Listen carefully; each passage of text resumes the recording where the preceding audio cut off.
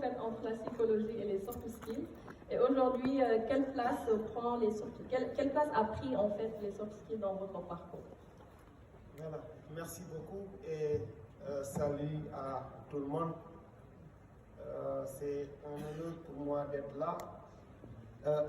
J'avoue que je ne m'étais pas préparé à intervenir, donc comprenez bien que mon DG j'étais en pâture, mais c'est mon patron.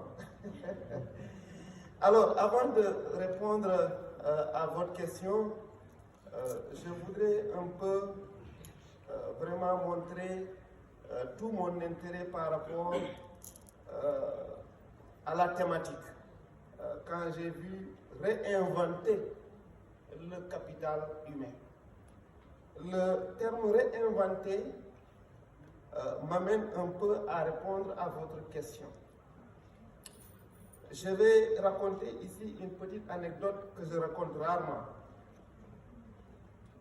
Ma première année en philosophie, ma première note en philosophie, j'ai eu 1 en philosophie. Sur 20. Alors, quand j'ai vu ma copie, je n'en revenais pas.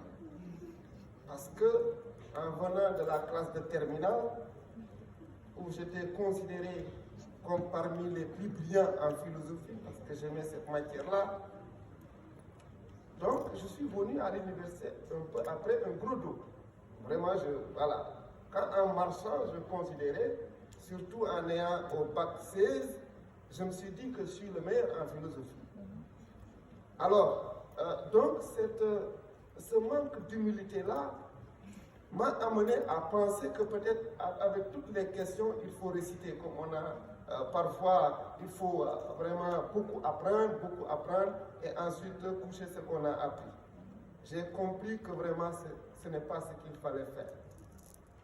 Donc après ce coup dur, ce que moi j'ai fait, je me suis réinventé. Ça m'apprend que quand on tombe, c'est un soft skills. Comme cela arrive souvent dans la vie, on ne peut pas ne pas échouer. On ne peut pas ne pas rencontrer des difficultés dans la vie. Les difficultés viendront toujours, les échecs viendront toujours, les coups durs sont permanents dans la vie. Mais lorsque les coups durs viennent, il faut savoir se relever. C'est ça le premier soft skills que moi j'ai appris. Il faut se relever quand on tombe. Mais aussi, il faut avoir de l'humilité. Ça m'amène à un autre soft skills qui est extrêmement important. Vous avez en face de vous un ancien berger. Petit berger, donc j'ai fait vraiment les forêts et les savanes pour garder les vaches. Projeté à l'université Cheikh Anta Diop,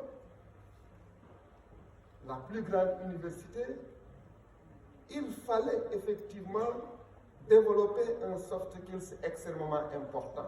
C'est l'adaptabilité. Il faut savoir s'adapter à toutes les situations. Qui ne sait pas s'adapter à de nouvelles situations ne peut pas s'en sortir. Parce que si vous sortez, par exemple, de votre école de formation, vous venez avec un diplôme, comme beaucoup de gens viennent avec un diplôme. Donc, du point de vue des compétences, par exemple techniques, vous avez probablement les mêmes compétences. Mais ce qui va faire la différence, c'est cette capacité-là à s'adapter à une nouvelle situation. Parce qu'en réalité, ce dont on a besoin pour réussir à l'école, pour réussir en formation, c'est tout à fait différent de ce que l'on cherche dans une entreprise. Dans une entreprise, on ne cherche pas effectivement que vos compétences techniques, on a besoin aussi de vos savoir-faire comportementaux. On a besoin de votre savoir-vivre, de votre savoir à considérer les autres et à faire attention à eux. de savoir leurs souffrances et savoir leurs problèmes, savoir ce qui leur fait mal et avoir cette compétence-là à travailler en équipe. Si vous n'avez pas ces compétences-là, vous ne pouvez pas évoluer effectivement en milieu professionnel. Et malheureusement, beaucoup de gens, ils ont ces problèmes. Ils ne savent pas que à l'école, vous pouvez même ne pas être d'accord avec votre professeur. Si vous voulez, vous l'insultez. Mais quand vous êtes en milieu d'entreprise, vous ne pouvez pas manquer de respect. Aussi bien à vos collègues, mais aussi à votre patron. Vous voyez la différence. D'où on a besoin effectivement de ce savoir-faire relationnel-là, cette empathie-là, ce savoir-vivre-là et ces compétences émotionnelles pour comprendre, pour se comprendre soi-même, mais également pour comprendre les gens avec qui vous travaillez. Pour l'autre question, quel est le lien entre la psychologie et les savoir-faire comportementaux appelés aussi les soft skills? Vous savez, en entreprise, les premiers managers ne s'occupaient pas justement de vos soft skills. Ce qui les intéressait, c'est vos compétences techniques parce que l'ouvrier lui-même il était considéré comme une automate. Il ne réfléchissait pas. Et il y avait une stratification, justement de quoi? Une stratification de l'entreprise. Il y a des gens qui sont là pour surveiller et d'autres qui sont là pour exécuter des tâches précises. Mais ce sont les psychologues qui ont compris après que peut-être cette méthode-là, n'est-ce pas, amené les entreprises à perdre beaucoup de leurs employés pour des raisons de maladie, pour des raisons d'accident, et que, à la longue, il n'y avait pas suffisamment de productivité. Ils ont compris que ce qui amène les performances et les bons résultats, c'est la motivation. Mais la motivation, c'est quoi d'abord? C'est important de savoir qu'est-ce qui motive l'ouvrier qui travaille. C'est qu'on puisse faire attention à lui. C'est qu'on puisse lui donner du respect, qu'on puisse communiquer avec lui, qu'on puisse échanger avec lui. Et dès lors que les managers ont compris cette approche du management qui est appelé aujourd'hui peut-être management participatif, ou celui-là même qui est au bas de l'échelle, entre guillemets, dans l'organisation, il peut sortir les meilleures idées pour cette organisation-là, pour qu'effectivement la réussite puisse avoir. Donc, c'est par là que je vais m'arrêter pour ces différentes questions et merci beaucoup. Donc, comment aujourd'hui un manager peut-il développer et renforcer les soft skills au sein de son équipe et quelles sont aujourd'hui les méthodes plus efficaces pour encourager la croissance et l'apprentissage continu de ces soft skills-là au sein des équipes? Merci, John.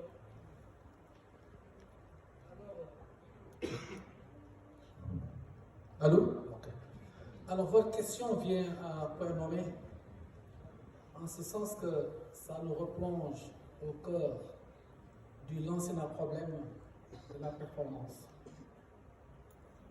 Si je me remets un peu dans ma casquette de chercheur, en considérant la performance comme variable expliquée, quid de ou des variables explicatives? Nous sommes aujourd'hui dans un forum qui a à cœur de plancher sur la thématique des soft skills.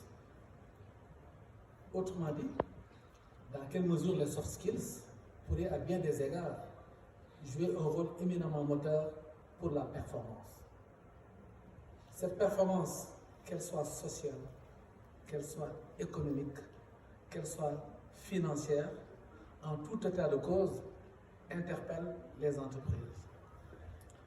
De par mon expérience, où chez l'opérateur, j'ai été responsable de l'école du management. En 2001, en tant que président de l'amicale des cadres de Sonatel, nous avions eu à rencontrer le président Wade. C'était pour dire que Sonatel était un opérateur très très important.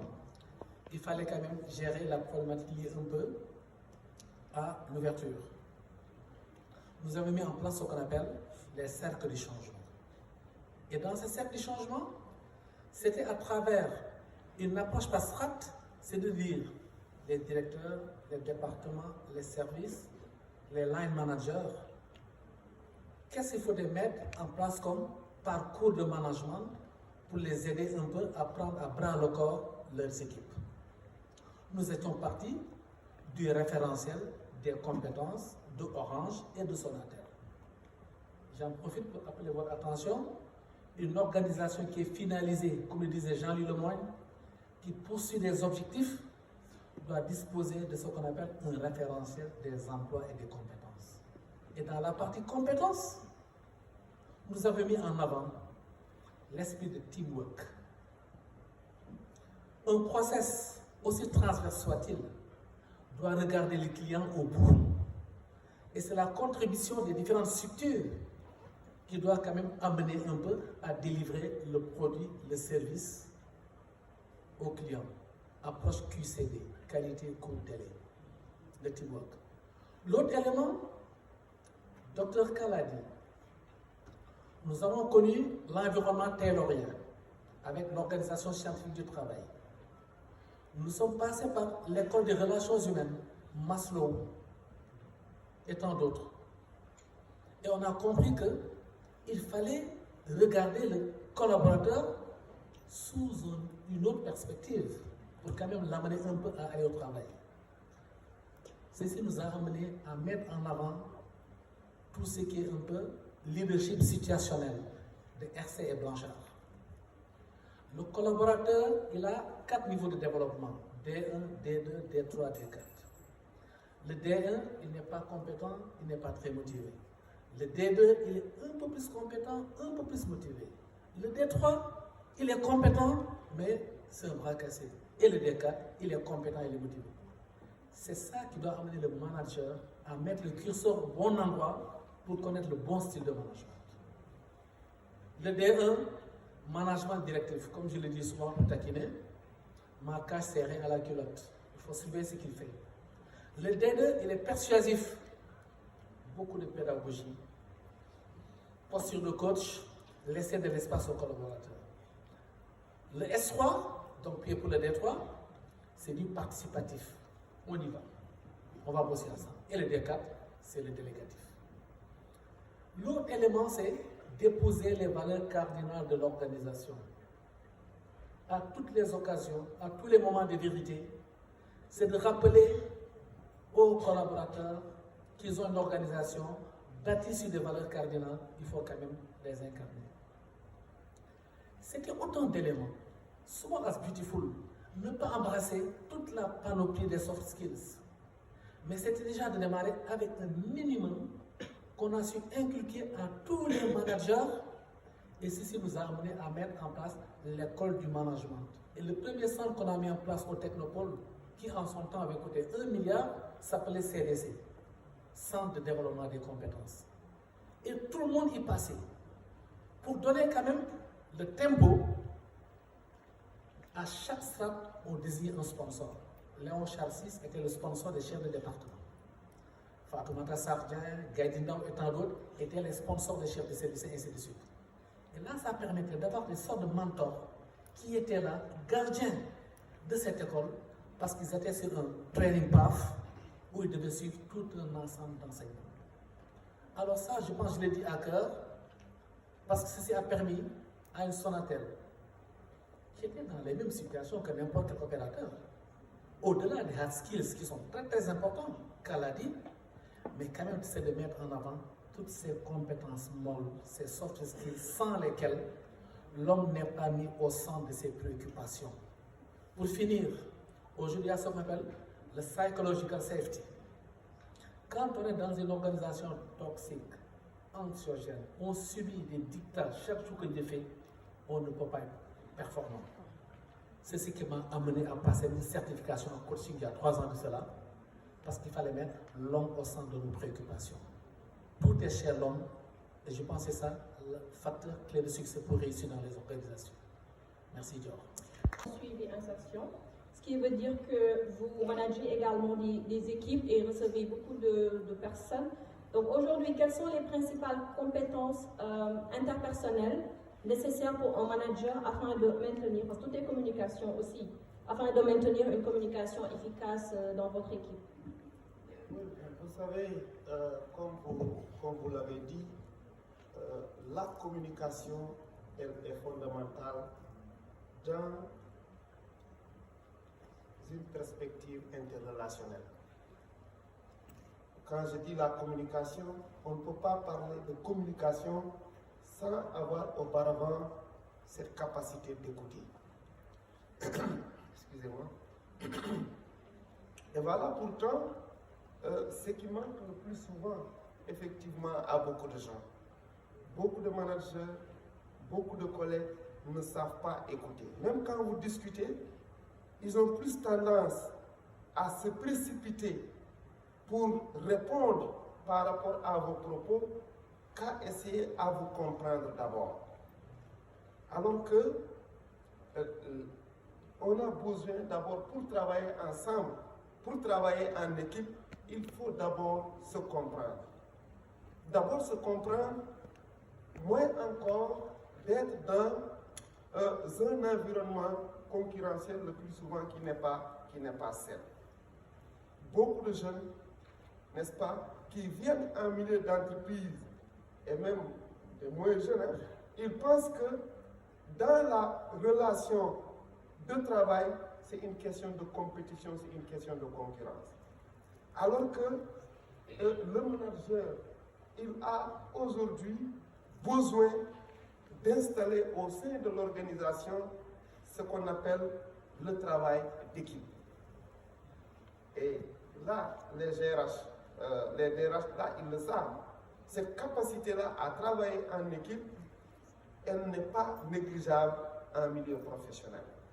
Donc, savoir d'abord écouter et comprendre. Mais aussi, la communication aujourd'hui aussi est une vertu principale, effectivement, en milieu professionnel. C'est bien d'avoir des idées, c'est bien d'avoir des compétences. Mais si on ne peut pas faire, n'est-ce pas, persuader, faire avancer par la communication, par la clarté de ce que l'on dit, il est aussi vraiment difficile de travailler en équipe. En tout cas, nous, dans notre approche, nous mettons la communication au cœur, justement, des préoccupations. Maintenant, après cette question, je voudrais un peu rebondir sur des aspects qui me paraissent extrêmement importants. Je pense que M. Sa est revenu là-dessus. C'est sur la typologie des agents. Vous savez, il y a des agents qui sont très compétents, mais aussi qui sont très motivés. Ça, c'est cela que j'appelle les porteurs de l'entreprise. Si vous les avez, voici des gens qui vont faire avancer l'entreprise. Il y a des gens qui sont compétents, mais qui ne sont pas du tout engagés. Ça, moi, je les appelle les fardeaux de l'entreprise. Les fardeaux de l'entreprise, ils sont bien là avec leurs compétences, mais ils ne font rien pour que l'entreprise avance. Rien du tout. Mais, pire encore, ce sont des détecteurs de dysfonctionnement. Tout ce que les autres vont faire, ils sont là à dire « Non, non, de toute façon, ça ne va pas, ça ne marchera pas ». Et ils ne s'inscrivent pas dans une perspective de solution. Et pourtant, ils sont compétents, mais ils se mettent à l'écart. Il y a ceux-là qui ne sont pas compétents, mais qui ont quand même de l'engagement, qui ont de la motivation, qui cherchent des solutions. Ces gens-là, je les appelle vraiment les espoirs de l'organisation. Pourquoi espoir? Parce qu'ils sont engagés à ce qu'il y ait des changements et à ce qu'il y ait des résultats. Ils ne sont pas compétents, mais ceux-là, si on les forme, ils constituent l'espoir de l'organisation. Mais il y a ceux-là qui ne sont ni compétents, ni engagés.